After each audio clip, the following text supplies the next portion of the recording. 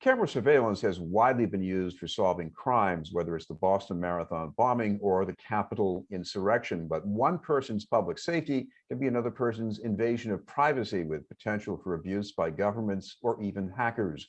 That's why Boston City councilors have been concerned about plans to upgrade the surveillance network in Boston and surrounding communities. The plan was put on hold by a councilor who recently became acting mayor, Kim Janey, in a decision made after the plan was spotlighted in DigBoston. To tell us about the reasons for all that concern is the associate publisher of DigBoston, Chris Faraone. Thank you very much for being with us, Chris. Oh, great to be here. Chris, I want to ask you about this plan because at first I was saying, are they adding more cameras or are they just doing something with these cameras that they haven't been doing before? Because we've got hundreds of them. So what's the plan here? You know, Chris, I think that what a lot of people don't realize is, yes, there are cameras all over the place. They're pretty ubiquitous already. Most of them are pretty obvious. It's not really necessarily a hidden camera ordeal. You know, if you look around, say Government Center or Dudley or Nubian Square, two of the most surveilled parts of the city. You know, if you look, you'll see the cameras. Probably not all of them. There are some that may surprise you, but they're there. Now, what this proposal was for, or this request for proposal was for, was to link those cameras. And when you link the cameras, a lot of that software, that's where, you know, things like facial recognition technology really come in handy. You know, the kind of stuff that you see on television, those biometrics, that's been real for quite some time. And basically, let's say the city of Boston was looking to, you know, to network them to have a lot more of those capabilities. There's also been, I guess, a plan to expand the cameras. Flooding a particular zone in Dorchester, there have been some concerns about violent crime in the Bowdoin, Geneva area. You just broke that story yesterday. Well, what's going on with that? Well, you know, so on the first story, they're kind of linked. The thing is, this is as the ACLU, as Kate Crockford of the ACLU is calling this, it's like whack-a-mole for those who are trying to at least get a hold of what is out there for surveillance, what proposals are happening. So the Dorchester proposal, yeah, that's separate. That's through Boston Police Department, and that is for the, you know, additional cameras in areas that have had significant crime. Now, listen, as the ACLU said, as I'll always note, of course, I understand there are people in certain neighborhoods that want more cameras. That's not what the situation is here. This is not pro-camera versus anti-camera or pro-networked cameras versus anti-networked cameras. This is, does the community know about what's happening? Now, with the Boston City Council, with several members, including current Mayor Kim Janey, when she was a councilor, just basically wanted is more oversight. And we've seen this in other communities. Cambridge and Brookline are actually kind of trendsetters in a way for all across the country of municipalities where residents stood up and said, we want to know, you know, yes or no to certain kinds of things. And at the very least, we need to have that oversight. And now what happens in Boston, since that level of oversight is not required, and whether it's Boston Transportation Department or the police department can just kind of do whatever they want, that's what happens. Activists, or whether it's the ACLU or maybe reporters, find out about a particular proposal almost at the last minute or request for proposal. And that's what's being had here. If there was some kind of stopgap at the city council level or at some level where either representatives of the community or members of the community themselves could come in and have input, you know, that's what advocates are hoping for. Chris, it seems there's a gray area involved in these cameras because a lot of them are located in places where people don't expect much privacy, but on the other hand, they probably don't expect to be monitored either. Yeah, and you know, and the technology itself, like, listen, I'm not going to pretend that if this technology was perfect that I would love it, but there are problems with the technology. One is the way that biometric, what's often called facial recognition software, works. It is, you know, it basically scores you on a grade. So I have kind of like the shaved head, that would be a certain number. My eyebrows are a certain color, beard, etc. Okay. And then those, and it really is kind of like it shows you on television. A lot of that is real to a certain extent. It has become real, like much science, like a lot of science fiction ideas that become reality. Now, does that work perfectly? Far from it. And by the way, I have this is an important part of our reporting on this is that this is not like a brand new thing. My reporting team at DigBoston, before we even founded a nonprofit to do this kind of work, actually we caught the Boston Police Department using facial recognition software on every single person who went to the first two Boston calling concerts. Now that's so long ago. It was under the Menino administration. Now we found that out after Marty Walsh had taken office. So anybody who follows politics knows it's easy for a new mayor to say, "Hey, the old mayor did this bad thing," right? That's what happened. Walsh said, "This is bad technology. We didn't know about it, and we're not going to use it." All right. Now fast forward to what's happening now. It's kind of a similar situation, although the technology wasn't deployed.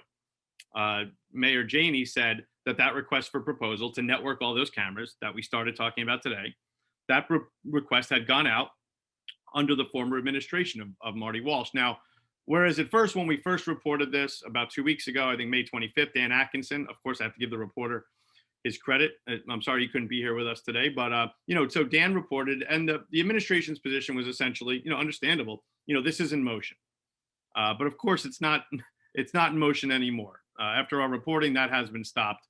But the Dorchester story you refer to just brings up the point of, yeah, one thing can be stopped, but until there's a measure that really addresses this issue across the board, it's just whack-a-mole. Speaking of motion, Marty Walsh had this in motion just before he left for Washington, but the city council has been working on ground rules for this going back to something like 2018. So what about those two tracks, the way they're not really matched? Yeah, well, this is not to get into the weeds of Boston government. This is kind of how things work, right? So things are pretty siloed. We've seen, I'll just give you a great example. Surveillance is something that's not really covered at a deep level all the time. So we really have looked at the granular details of this stuff. And listen, there have been times in the past where the Boston police said they wouldn't use a certain kind of surveillance, like automatic license plate reader technology. Okay, and then what were they doing? We caught them having the Boston BTD transportation deploy that technology and then feed them the information. All right, these are technologies that law enforcement administrators want to use. Now, I don't want to make this disappointment. This is not like an anti-cop thing. A lot of police officers themselves do not like, for example, that technology, automatic license plate readers. Why? Because they have them under the seat and they're driving down the street and suddenly, it's bang, bang, bang. This person owes a ticket. This person has a warrant out for their arrest. A lot, and whether it's that technology or what we're talking about with these network cameras, the argument that you'll often see made against them by whether it's the ACLU, privacy, Fourth Amendment advocates across the board, is that it makes for a giant pile to sift through. You're really looking for you're already looking for a needle in a haystack. This makes the haystack that much bigger.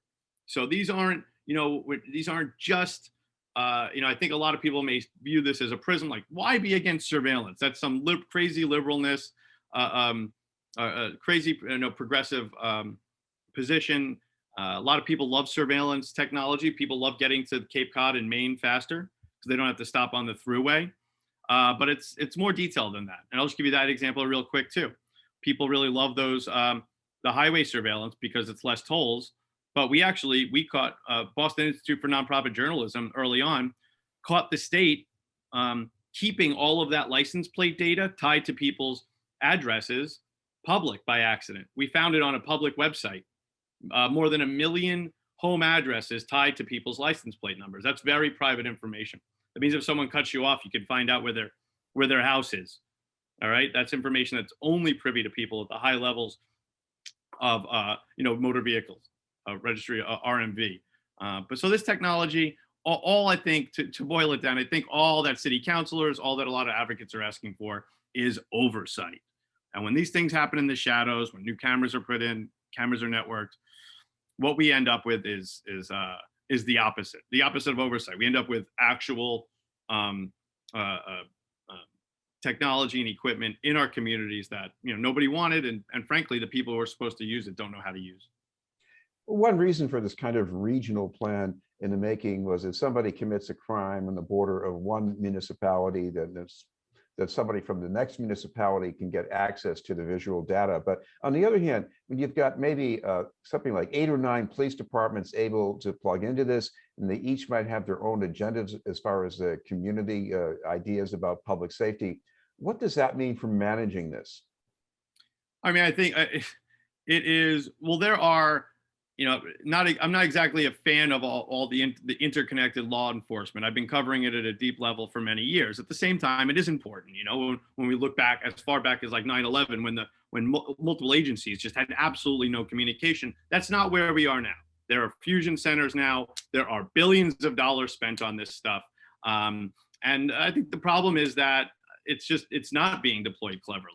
And and again, and I hate to keep repeating the same thing. Sure, if there are 8 or 9 municipalities that want to have networked cameras and they want to use certain technologies, they have to, even before they tell the public about how these things work, they don't even have oftentimes we'll ask a city or town, can we see the manual for how you use this technology, how you store the data? And they don't have anything.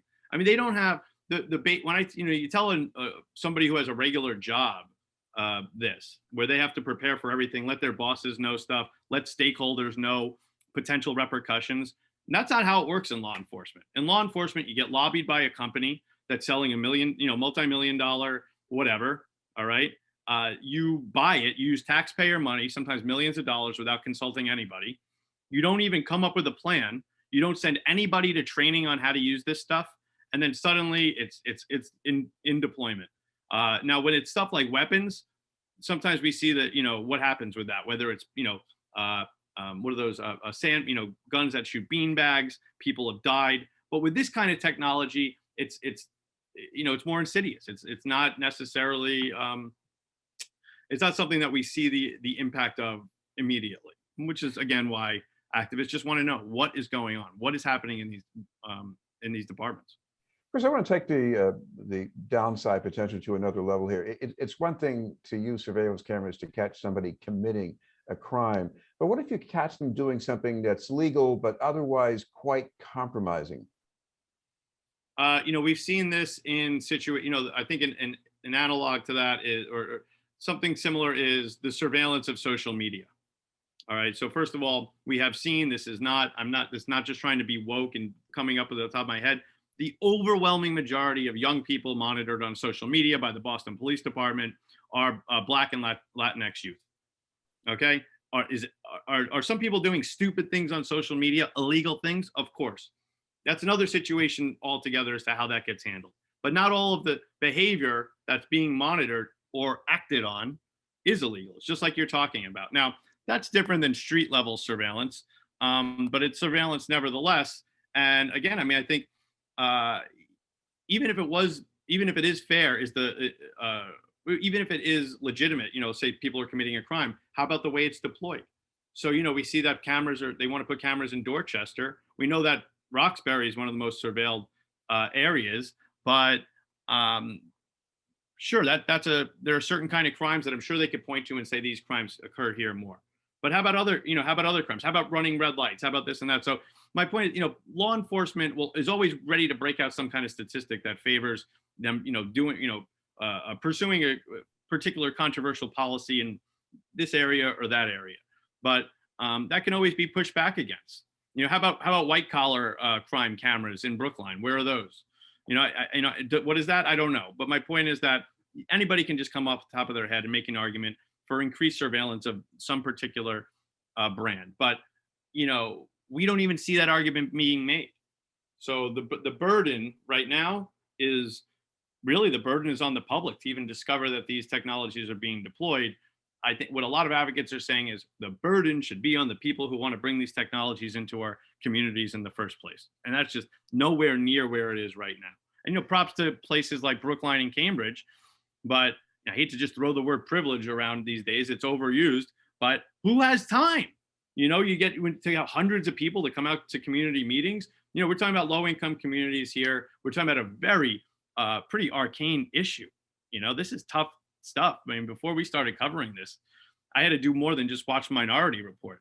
There's a lot of research involved, and this stuff is not easy to understand. And finally, if you live in a community that does have significant amount of street level violence, say you have kids in that area, totally understandable why you would just say the more cameras, the better. But I think, as one of the first things you said when we started talking, this isn't just an issue of more cameras. It's how those cameras are used and if one thing that may be confusing a little bit for some people is, yes, there are a lot of cameras out there that are not being used to their full capability. So they're just, being used to record, but they can also, they also have digital, they're also equipped to, to have a biometric software run on them, for example. Finally, Chris, I know you're covering a lot of issues, including the city election. So if people want to find out more about what you're doing at DigBoston, you've got a place online where they can find that? Yeah, I mean, DigBoston.com. Just come, and we're putting up more content than ever. It's always tough. There's so many, interesting candidates and city council races, and the mayor. This is well, Chris, you and I, of course, cover well, you've covered way more than I have, but the race when Marty Walsh became mayor was something else. Anybody who remembers that, there's just so many candidates, and in the wake of Menino, it was a big moment in Boston history. And I think we're there again. Certainly an interesting race, a lot of interesting candidates. So we're trying, and I think that it's important to cover the whole city. That's one thing that I will say. I think to look at everything. And thank you very much for helping us with that. No doubt. Chris, as always, thanks, and I'm happy to come on anytime. This is an issue that we could talk about forever. I'm sure we can. Chris Faraone from DigBoston. We'll have more news in just a moment.